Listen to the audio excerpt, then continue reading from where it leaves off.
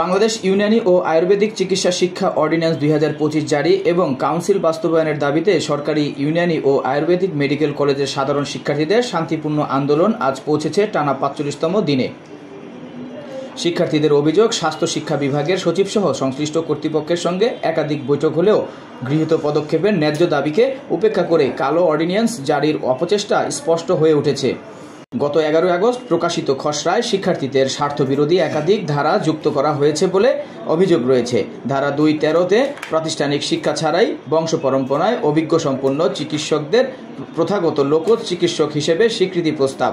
ধারা 2.15-তে সরকারি ও বেসরকারি উভয় বিশ্ববিদ্যালয়ের অনুমোদনের সুযোগ রাখা হয়েছে, যা শিক্ষার্থীদের আশঙ্কা সার্টিফিকেট বাণিজ্য ও অযোগ্য চিকিৎসক তৈরির পথ খুলে দেবে।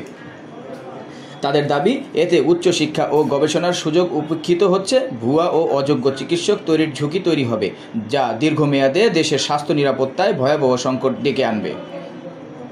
শিক্ষার্থীরা বলছেন, আজকের মন্ত্রণালয় ও অংশ সৃজন সভায় খসড়া সংশোধন করে ন্যায্য অধিকার নিশ্চিত করতে হবে এবং দ্রুত সংশোধন অর্ডিন্যান্স জারি করতে হবে। হুঁশিয়ারি দিয়ে তারা জানিয়ে দিয়েছেন, দাবি না মানলে শান্তিপূর্ণ আন্দোলন রূপ নেবে দুর্বার ও অপ্রতিরোধযোগ্য আকারে, যার দায়ভার প্রশাসনকেই বহন করতে হবে।